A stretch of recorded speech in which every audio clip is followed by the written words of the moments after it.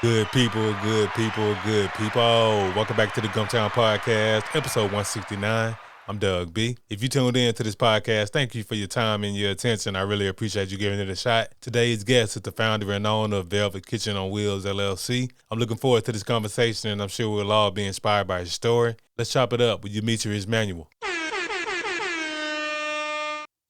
Yumeitrius, how's it going, man? How's it going, brother? How you doing today, man? And all is well on my end. How about you? I'm pretty awesome, man. Can't complain at all. Glad to hear that. First things first, thank you for taking time out of your schedule to chop it up with me. I really appreciate it. Oh, no doubt. My pleasure, bro. Yes, sir. Of course, here to talk about all the great things you got going on with Velvet Kitchen on Wheels LLC. But before we talk business, let's get to know the man behind the brand. Born and raised in Cali. What Okay. was your upbringing like? My brother was great, man. My pop's military, mom's a lab tech, two brothers. And, man, we just kind of traveled the world, man. And I ended up in Augusta, Georgia. I graduated there, Richmond County. And my mom's home was right here in Montgomery, Alabama. So that's where we at now. Okay, sounds good. Well, definitely appreciate your pops for his service, serving our military, and it sounds like you got a chance to, like you said, do some traveling. Overall, sounds like you had a good village growing up. Definitely, man. Can't complain at all, man. It's a blessing. Yes, sir. So I know you're saying you finished up high school in Augusta. So how was it like transitioning from Cali to Augusta? Was it any cultural shock when you made that move? Well, from Cali, I've been to Germany 3 times. I've been to Fort Bragg, North Carolina. I've been to Fort Campbell, Kentucky. So it was a lot of transitions. Before that, I just ended. My dad's last orders were in Augusta, so that's how we ended up there in the end. Wow, man, moving and grooving, man. So you definitely had a lifetime of making pivots, making adjustments, making new friends. So yeah, it sounds like, man, yeah, like you said, man, y'all was on the move, making it happen. Oh yeah, definitely was, man. That's where our entertainment life started. At, was in Augusta when I signed my record deal back in 1994. So that's where it all started from. Okay, got it, man. So you just signed a record deal, man. So would you rap, R&B, or which genre were you in? Yeah, yeah, it was more the bass era. We was traveling back in the day with Kilo, 69 Boys, 12 Gauge. In that era, man, it was the bass era. It's a song called "What You Hungry For." It was actually played here in Montgomery, Alabama, too, on Hot 105 with Michael Long back in the day. So Uh, that's where it started from. okay, oh man, you took it back, man. Kilo Ali, man, that was yeah, that's man, that was a time right there, man. So I'm pretty Oh sure when yeah, you got, oh, go ahead. no, I was saying, yeah, that was the era right there, man. That was the fun era, man. People come out, dance, have a good time, and go home. So that was a good era when I came up in the early '90s. Yeah, no doubt, man. I was just a little boy in the early '90s, man. But I still remember that. I still remember that era though, that bass era, that Kilo Ali, man. And just I didn't Yeah, get a chance to attend that. I didn't get a chance to attend that epic event that happened in Atlanta a few years in a row. I know you know what I'm talking about, but I'm pretty sure it yeah, sounds like you yeah, got a the bass. chance to experience that back in the '90s. Oh yeah, man, that was definitely an experience, man. So again, man, I pay serious homage to the guys that started back then. It's a lot different now, but I pay serious homage to the guys who started back in the day when that bass rap was in with with Luke and MC Shy D and people like that, 69 Boys and Kilo. So that was a good era of time. Yes, sir. No doubt, man. That's good stuff. That's good stuff. So, present day, you are the founder, owner, operator of Velvet Kitchen on Wheels. So, when exactly did you first discover your love for cooking? Well, man, I've been in this industry since 1999 with lounges and restaurants. So I always had a restaurant that was within my lounge. And I decided recently, man, to give up the lounge part and just go full time with the cooking because that's everyday living. You got to eat. So it's just basic cooking, man, with a little gourmet to it, man. I try to put a little oomph behind it, and hopefully I'm doing something that the people like. So that's what it was about with me. Okay, sounds good. That makes perfect sense. So, you, like you said, you started in the restaurant lounge side and you decided to pivot full time into the food industry. Yeah, man, that's amazing. And of course, us in Alabama, us in the South, man, we love our good grub, man. So for you to be in this space, man, you definitely got to know what you're doing. No doubt about it, man. This is soul food is fine as here, man. So I think everybody can respect and like a good meal, man. So we took the kitchen out of my last restaurant, and that's why it's called On Wheels because we took the kitchen from the restaurant and put the Velvet Kitchen on wheels, and now we travel around and go to different places and job sites and events, and we sit up and do our thing. So it's a blessing. Yes, sir. That's amazing, man. And you've been in this game since '99, and I just want to congratulate you on the longevity, man. 25 years in this industry Oh yeah. and still standing. Oh yeah, man. It took a lot of hard work and tenacity and sacrifices, man. But with God's power, man, anything is possible. So I give all power to Him. Yes, sir. Absolutely. That's spot on. So, did you ever go to school, like culinary art school, or just a gift that you just had naturally of cooking? Man, the funny thing about it, man, I never been to culinary arts school. I still actually still want to go, even though I've been in business a while. I learned, man, just knowing, just doing things, and just learned myself. So trial and error, doing things, and trying to improve what I'd done the first time, do it different the second time, and each time I got better and better. So no experience in culinary arts, just the mindful skill of just doing Okay. Hey, that's even better, man. You learned from the school of hard knocks. You got in there and trial and error it. and figured it out, man. So, what would you say was the first dish you mastered, if you can remember? My first what again? The first dish that you mastered, like you didn't have to do any Oh, measurements or anything like that. I would say back in the day, man, probably spaghetti. Okay. Spaghetti was a dish that I kind of tried and kept trying and got great at it. And that was like a main dish that I used to cook a lot of. Okay. Sounds good, man. So just overall, before you made this transition into what you're doing with the truck, Velvet on Wheels, man. So what was the experience like owning a lounge and yeah, so take us through that experience. What was that like? That was pretty much majority of my life. I was 21 when I had my first club. And it was a good experience, man. And like I said, I come from entertainment, from performing in clubs and performing in coliseums, to I took it to the business part of the game of owning the club when I was 21. And it's a lot of work, which I love a challenge anyway. So through the years, it's been great. You see a lot, you learn a lot about people and action. And overall, I would say my experience has been a great 25 years of doing it. But now I'm at the age now more settled. I don't want to be in the limelight of the fast life. I'd rather be more settled now. So the kitchen is more settled without dealing with a whole lot of people at one time of 300 to 500 people. Which I've been doing throughout the years. So I'm pretty complacent at the area I'm in right now. And the only thing I would do for growth is I would get multiple trucks and start taking my brand out to different states.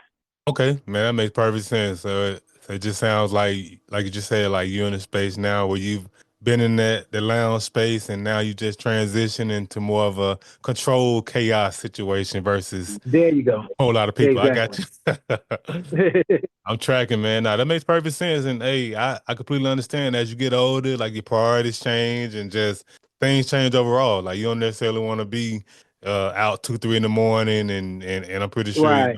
shutting the lounge down. I mean and rightfully so as you get older and just hopefully, what I'm saying, people in this space will get to a place where you are now where I'm pretty sure you done right by your money. So you're in a spot where you can make that transition. That's important too.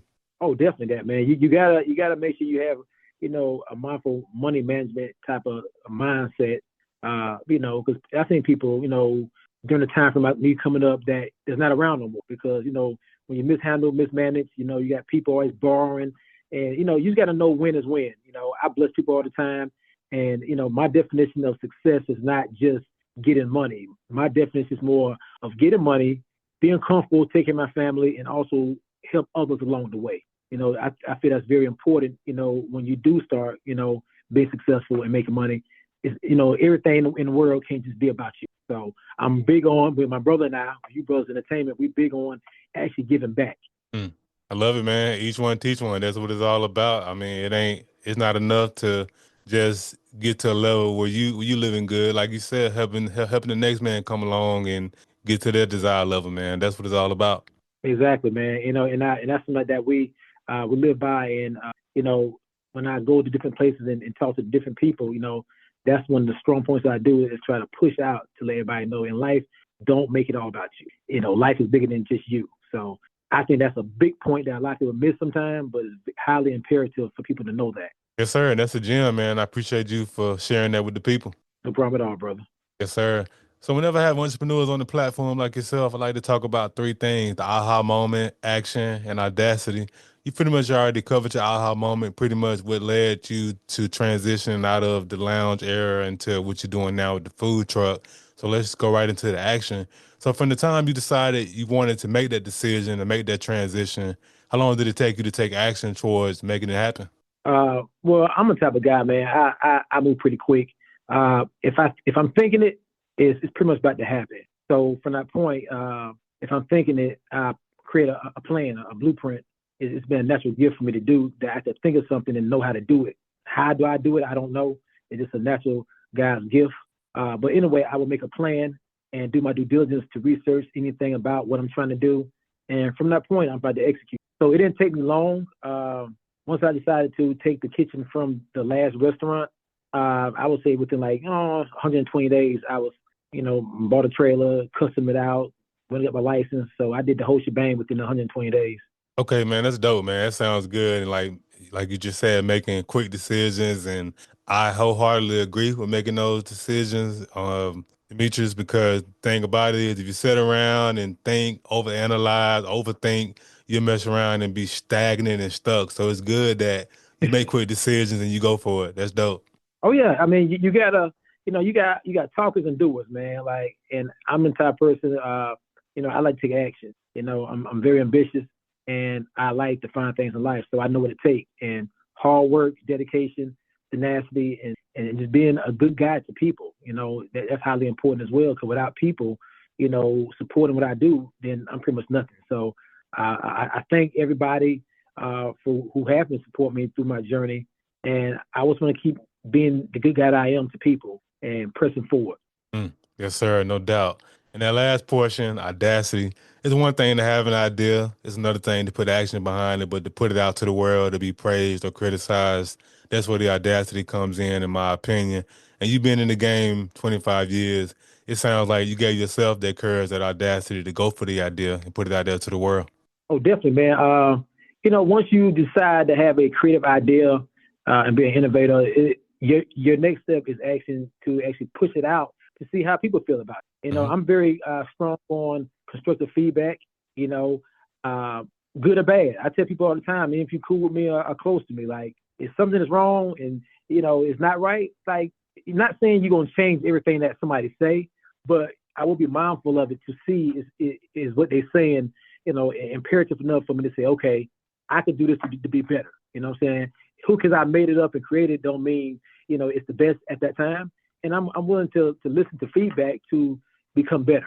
So for that point, that's what I wanted to put it to the world to see how they thought about it, and just by God's grace, man, the people actually embrace what I've been doing, and they have been supporting it for a while now. And with the Velvet Kitchen on Wheels, so far it's been great, and we stayed moving along right now. Yes, sir, and that's powerful, man. You said something very powerful in that great answer that you just gave, just in terms of being willing to take constructive criticism and tweak your game and do what you got to do to improve yourself. And it just goes back to that old adage we've heard all the time: it takes a village, but we only think of it taking a village when we're children, but it takes a village at all levels in life. No doubt about it. Exactly right, man. So, it takes an effort for everyone to come together. So, by people being, the one that supports you and buy your product, whatever, it's highly important that you kind of see how they feel about it. Sometimes they may have ideas to say, hey, why don't you bring this? And not saying you're going to do everything, but it gives Right. you an idea that makes sense and it makes business sense, then it's something that we make and push forward in doing. So I'm all open ears for stuff like that. Yes, sir. Absolutely, man. Powerful stuff. So you've done great things with the business, and I know great things are coming down the pipeline, which leads to my next portion, vision. What are some of your short term and long term goals for the Velvet Kitchen on Wheels you feel comfortable sharing? Yeah, of course, man. I want to franchise it out, man. I would love to see it. Once I for sure get that blueprint, and I feel this is how I want everything to happen. Right now, I'm in the beginning stages of just the Velvet Kitchen, part of the game. So I give it about a good, 6 to 12 months, and make that my prototype. Once I finish and feel that okay, everything is to a science on everything, and I would love to expand it out and franchise it out. And like I say, give people opportunities to buy into it, to franchise it out to different cities and states. So that's my long-term goal, is to brand it out. Okay, sounds good, man. That's a great long-term goal, and just based on hearing your story, your drive, your determination, your trust in God, I have no doubt you'll make it come to fruition. Definitely right, bro. For God, everything's possible. No doubt, absolutely. So as we wrap up the podcast, I want to ask the $1 million question. I started this podcast to highlight the greatness connected to the city of Montgomery. Whether you were born here or lived here for a significant period of your life, be it college, military, or work, you being in Montgomery, living in Montgomery, operating in business in Montgomery. Demetrius, I want to ask you the $1 million question. What do you appreciate the most about the city? I appreciate, man, this is a very supportive city of people to a point. With my time frame, my journey here, I have had a lot of support, as well as success come with the game. It come with, the other side of the hate side of the game as well. But as for the city itself, I think it's got plenty of opportunity for growth. It's a few things they have to change about the city that I think to get to where we want to go. And it starts from mindset. I think if we could change the mindset of a lot of people here, then it could actually go further. But I know sometimes people get stuck in one way and they don't like to try new things. So overall, for my journey, I think people have been embraceful of what I've done. So I do appreciate that the most, of having that type of support. And what I would like to see in the city would be growth, mindfully growth. I need, meaning mindset, got to change from how I've always been to where it could possibly go. And that would be what I would leave it with that. But overall, I think the city of Montgomery, Alabama, has been great to me. And I would love to see the growth of the mindset of people to help the city grow. Yes, sir. Good stuff. Powerful stuff. Spot on. So, Demetrius, how can the people connect with you? What are your social media handles? Right now, you can find me on social media on Velvet Kitchen on Wheels on Instagram. Same thing for Facebook. Email the same way, velvetkitchenonwheels@gmail.com. The phone number is 334-235-5151 if you need a special event and you want Velvet Kitchen on Wheels to pull up to your job site. So those are the ways to contact me directly. Okay. Yes, sir. Too easy. And of course, I'll put all of that information in the description of the episode. Hey, Demetrius, thanks again for the conversation, man. I really appreciate you. Hey, my pleasure, man. Thanks for having me, man. Yes, sir. Good people, that concludes another dope episode of the Gumptown Podcast. In the meantime, in between time, y'all know what to do. Be blessed, be safe, but most importantly, have the audacity to be you. Go.